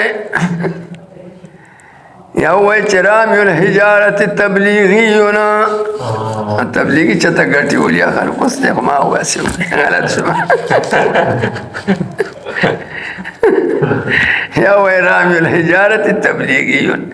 دا رامی الحجارت مضاف الیه مبتدا شو مسند الیه شو او موجود نیست شو خبر شو یا قائمون خبر شو دا مثال دا مرکب ناقص شو مثال دا مرکب تام لکه وی زیدن قائمون زید ولاړ دی نو زید مبتدا مسند الیه و قائمون مسند او خبر مبتدا مسند الیه او خبر مسندی او په مسند الله مسند کې اسناد چې په کوم کلام کې راشي مرکب تام دا مثال د مرکب تام شو اوس دا مفرد چې دی مفرد په دې کې یو قید منتفی کیږي که نه مجموعه د قعود اربعه خمسه منتفی شي نو هم به مفردي او که یو قید پکې منتفی کیږي هم به مفردي مسله پوه شو چې نو یو بل هغه به مفردي چې لفظ لره جز نه نو اگر که معنا لره جزي خو چې لفظ لره جز نه چې لفظ لره جز نشته نو جز د لفظ به څنګه دلالت په جز د معنا وکړي لفظ لره جز نشته هغه مفرد شو لفظ لره جز نشته معنا لره شته به څنګه لکه کا یو حرف دی که نه دی یا حمزه د استفهام یو حرف دی لفظ د راځه نشته او دا کا یا سړی عالم د شخص انساني وګرځوي د څه سړي زوی وشو نوم یې ورته څه کېښود کا یا ورته نوم کېښود لفظ د راځه نشته معنا لره شته ولې لکه د نوم یې دپاره د حیوان ناطق ما تشخص معنا لره درې اجزا دي یو حیوان دی بل ناطق دی بل تشخص دی دا مفرد دی که مرکب دی اوس مفرد ولې مفرد دی مرکب دی ته و چې جز د لفظ دلالت کوي په جز د معنا دلته کې جز د لفظ دلالت نشي کولی په جز د معنا ولې معنا لره اجزا شته لفظ لره اجزا نشته نو څنګه به اجزا د لفظ دلالت په اجزا د معنا دا مفرد شو دویم شرط چې لفظ لره اجزا شته خو معنا لره اجزا نشته نو هم جز د لفظ دلالت په جز د معنا نشي کولی ځکه معنا لره اجزا نشته معنا بسیطه اب څنګه لفظ د الله الله کې خو لفظ لره اجزا شته الف و لام هي خدا وزر د پاره د ذات بسیطه معنا لره اجزا نشته نو دا مفرد شو ځکه جز د لفظ دلالت نشي کولی په جز د معنا ولې نشي کولی ځکه معنا لره اجزا نشته دریم هغه دی مفرد چې قید مې ورسره ایښی چې جز د لفظ به دلالت کوي په جز د معنا او جز د معنا به جز د معنا مقصودي وي جز د لفظ به دلالت کوي په جز د معنا خو دا جز د معنا به جز د معنا مقصودي وي نو عبدالله په هند عالمیت کې مفرد شو عبدالله په هند عالمیت کې مفرد شو عبدالله کې دوه وجې دي دوه وجې د کې یو وضع اضافي ده دویمه وضع عالمي ده په وضع اضافي کې دی مرکب سو مرکب څنګه د دې لفظ در دو جزو یو عبدو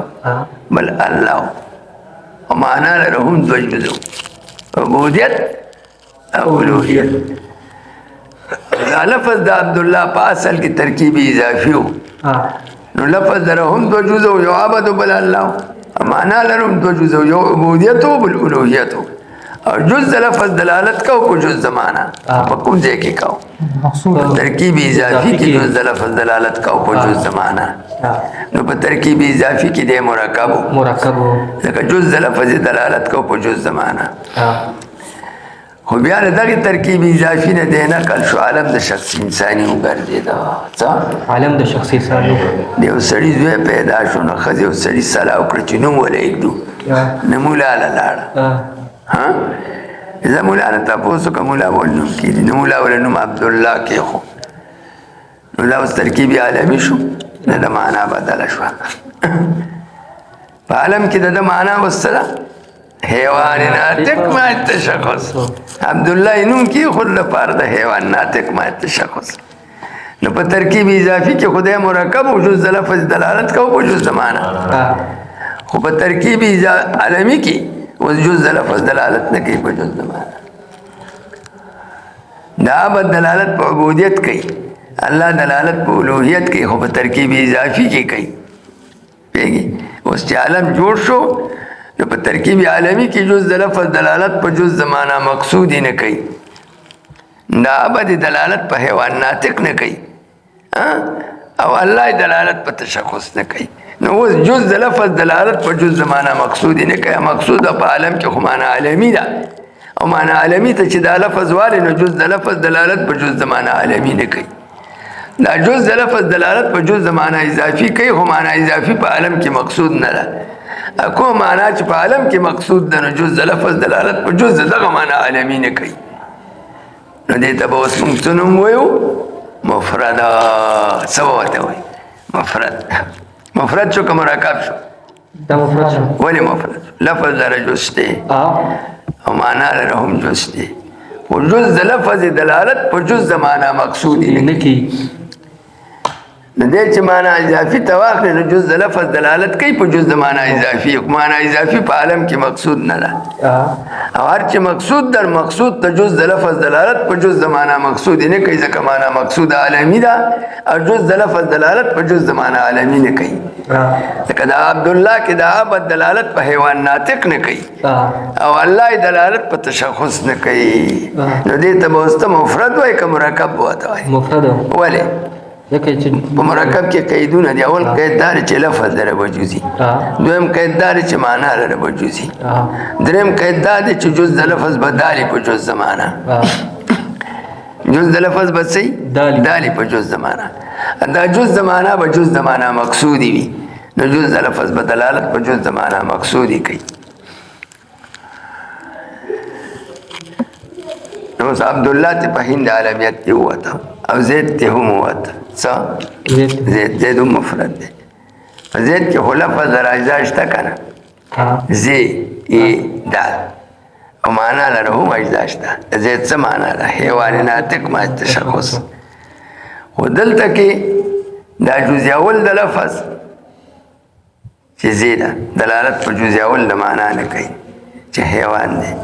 او جز ثانی د لفظ چې دلالت په جز ثانی د معنا نه کوي چې ناطق دی او جز ثالث د لفظ چې دال دی دلالت په جز ثالث د معنا نه کوي چې تشخص دی ولې ځکه دا ټول لفظ د زید واضح و ذکر دی چې دلالت په کوي په ټولې معنا باندې څه دا ټول لفظ د زید واضح و ذکر دی چې دلالت په کوي په ټولې معنا باندې یو ځل نو که ته اوس ولګې قص وکړي په جز د لفظ سره دلالت په جز د معنا قص کې نو ستا دا قص د وجه د واضح نه خلاف دی خلاف د وجه د واضح نه ناروا دی دا زید واضح د څه لپاره وضع کړه د معنا خو مرکبه ده د زید معنا سره لفظ در اجزا شته زیدال معنا لره هم اجزا شته حیوان او ناطق تشخص خو جز د لفظ دلالت په جز د معنا نه کوي دا اول جز د دې لفظ سره زید کې زید دلالت په اول جز د معنا نه کوي چې حیوان دی. دویم جز د لفظ زید هغه دلالت په دویم جز د معنا نه کوي چې حیوان ناطق دی چې ناطق دی. او دریم جز د لفظ چې دلالت په دریم جز د معنا نه کوي چې تشخص دی ولې نه کوي. وایي ځکه دا ټول لفظ واضح وذکر دی د پاره دلالت علی ټول معنا. دا ټول لفظ په دلالت په ټولې معنا کوي. مجموعه به په مجموعه دلالت کوي. نو که ته ولګي اوس کسو کې په جز د لفظ سره کس کې دلالت علی جز المعنا نو ستا دا کس د وجه د واضح نه خلاف دی. څه دی لکه کس د وجه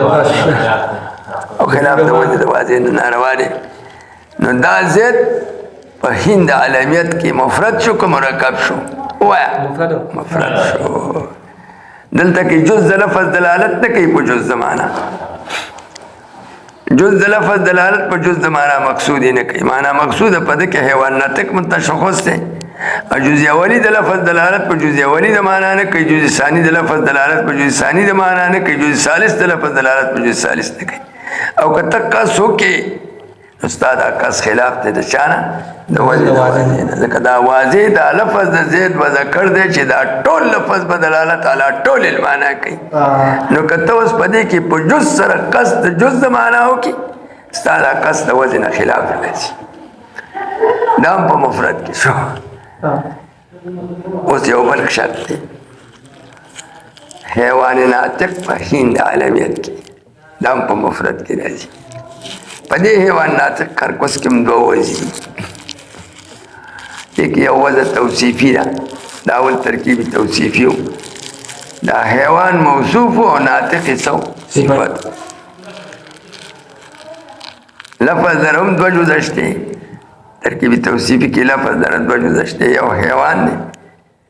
او بل ناطق دی. او معنا لرم دوه جزه شته. که د حیوان خپل معنا څه شته؟ جوهر جسم نام حساس طارق. د ناطق معنا څه؟ مدرک المعقولات.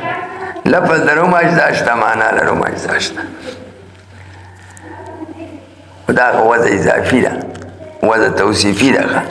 بیا څه چلو شو یو سړي زوی وشو ښځې خاوند صلاح وکړه چې نوم ولېږدي ملا نه یې ولېږه. نو مولا دغه سړی هلک له نوم څه کېښو حیوان ناطق څه نوم یې ورکېښو. نو ګوره دا حیوان د حیوان معنا څه ده؟ جوهر جسمن ده او د ناطق دغه معنا خو په دې عالم کې مقصود ده که نه ده؟ لکه چې دا عالم د شخص انساني کې خو دا حیوان ناطق نو دغه معنا د حیوان او معنا د ناطق په شخص انساني کې مقصود ده. په دې کې شته دلالت پې کوي مقصود ده. ځکه دغه وړوکی هم حیوان دی هم ناطق دی. دا معنا د حیوان د ناطق پای کې موجود ده او مقصود ده. پوهېږي؟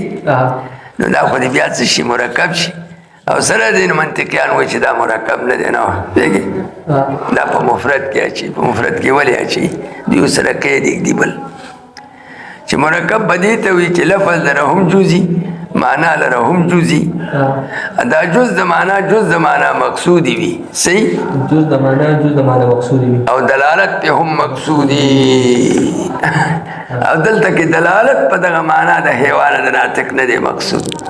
ځکه مقصود دلالت دی په ذات مشخصه باندې. مقصود دلالت دی په څه؟ ذات مشخصه. ځکه دا زید په دغه وخت کې عبارت دی د ذات مشخصه نه. دلته کې جز د لفظ دلالت کوي په جز د معنا مقصودی. پوهېږي؟ دغه معنا په دې عالم کې مقصود ده. نو جز د لفظ دلالت کوي په جز د معنا مقصودی. نو لفظ لرم اجزا شته معنا لرم اجزا شته او دغه معنا جز د معنا مقصودی هم دی. څه دی؟ دغه معنا په دې عالم کې مقصود هم ده خو دلالت پې نه دی مقصود. ولې؟ ځکه دلالت مقصود دی په ذات مشخصه باندې. دلالت مقصود دی په څه؟ په حیوان ناطق باندې خو سره د تشخص نه. یوازې په حیوان ناطق نه دی دلالت مقصود سره د تشخص نه دی. نو مقصود دلته کې ذات مشخصه دی. نو جز د لفظ دلالت کوي په جز د معنا مقصودی باندې خو په دلالت مقصوده سره نه کوي. ځکه مقصود دلالت دی په ذات مشخصه او په ذات مشخصه کې جز د لفظ دلالت په جز د معنا نه کوي. نو په تعریف د مرکب کې قیدونه څو شو یو لفظ لره جزئی یو معنا لري بل به معنا لره جزئی نو شو بل به جز د لفظ داري په جز د معنا درې او بل دا جز د معنا به جز د معنا مقصودی وي او دلالت په هم مقصودی نو چې دا مجموعه قعود خمسه موجودی نو دا به مرکبی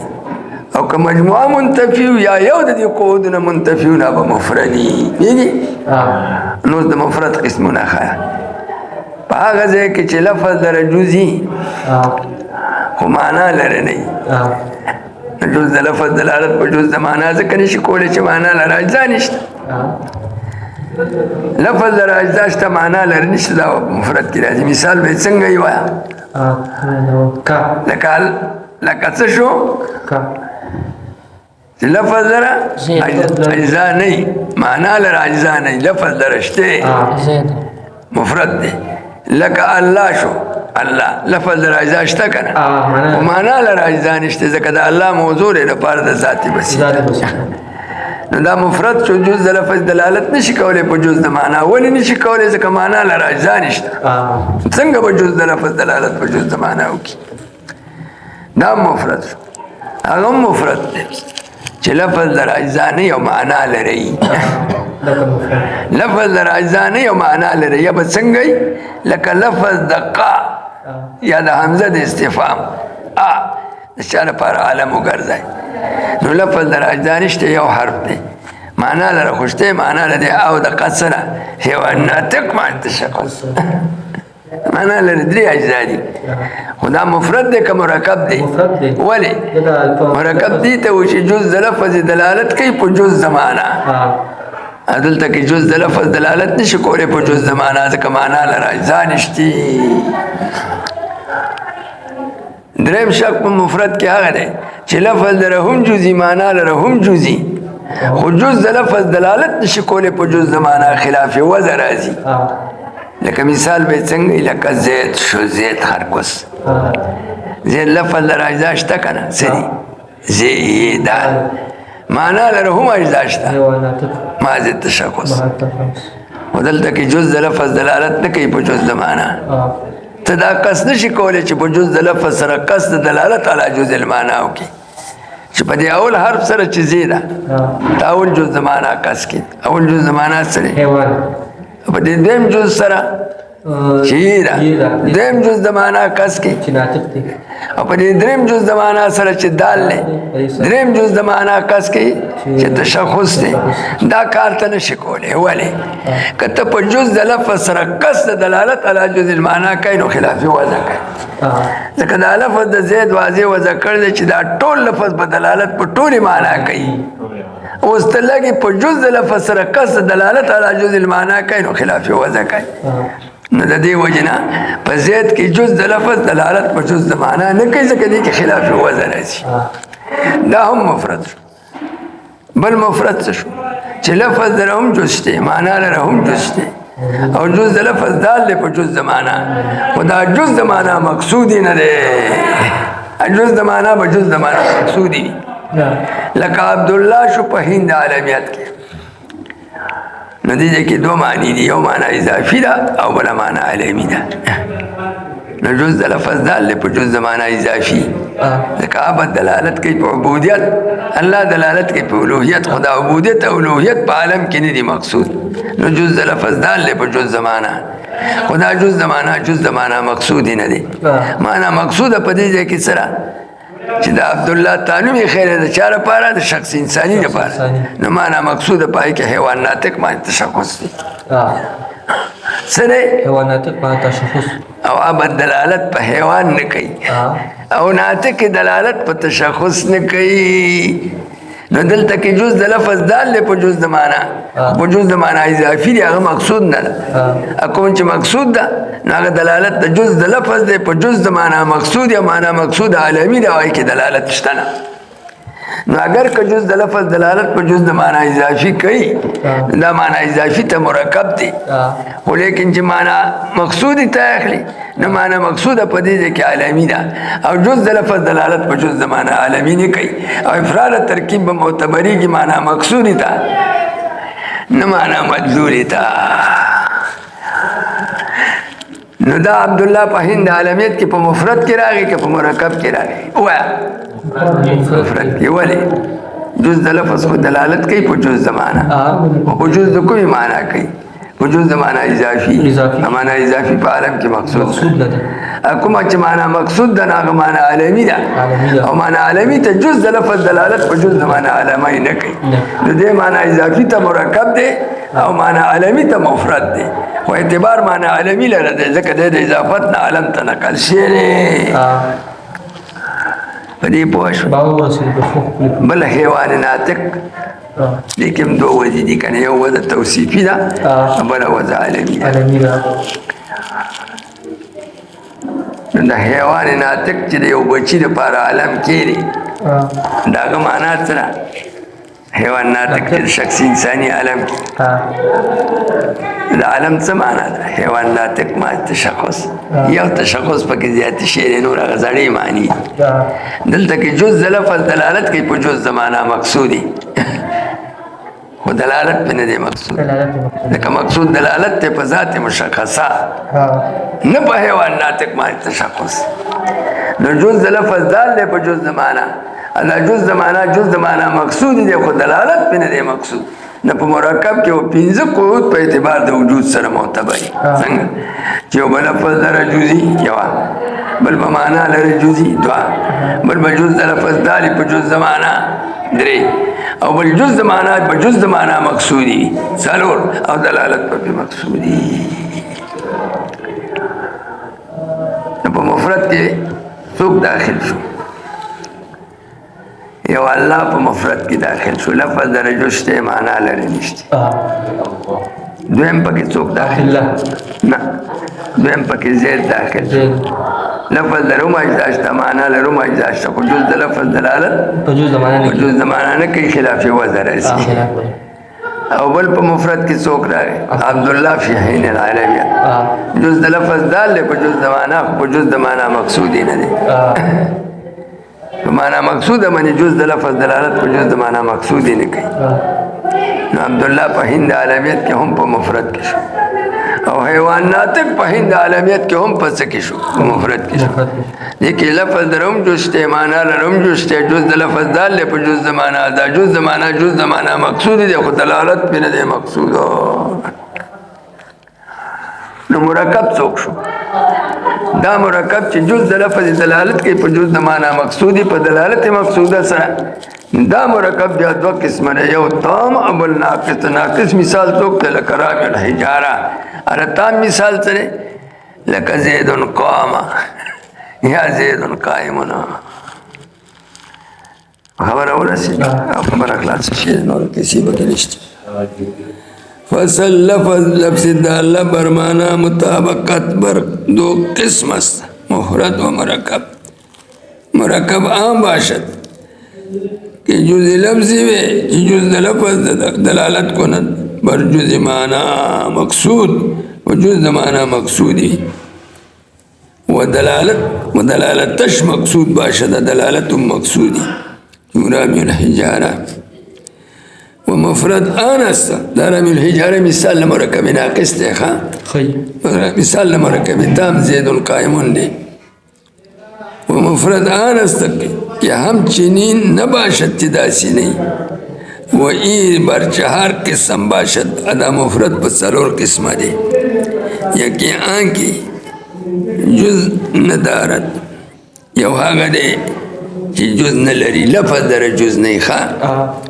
چون حمزه استفهام دوم آن کی جز دارد چی جز لری ولیکن آن جز دلالت بر جز معنا ندارد اصلا لفظ درهم جزتے معنا لرهم جزتے خدا جز لفظ دلالت نکی پا جز معنا اصلا چون زید و سوم آن کی درم ها گره جز دارت جز لري و جز دلالت او دغه جز دلالت بر جز معنا دلالت پر جز معنا کوي لیکن بر جز معنا مقصود دلالت نه دارت و جز معنا مقصود دلالت نه لري چون عبدالله در حالت عالمیت چهارم آن کی سلورم هغه دی کہ جز دارت و در آن جز دلالت وی بر جز معنا و جز معنا مقصودی بر جز معنا مقصود ولكن آن دلالت مقصود نباشد دا دلالت جز لفظ پر جز معنا مقصودی دا دلالت نہیں مقصود چون حیوان ناطق در حالت عالمیت لکه حیوان ناطق شو په حالت عالمیت د شخص انسانی کی چې دا حیوان ناطق د شخص انسانی عالم وګرځي خلاص فصل مفرد بر سے قسم اسم و کلمہ و عادات بس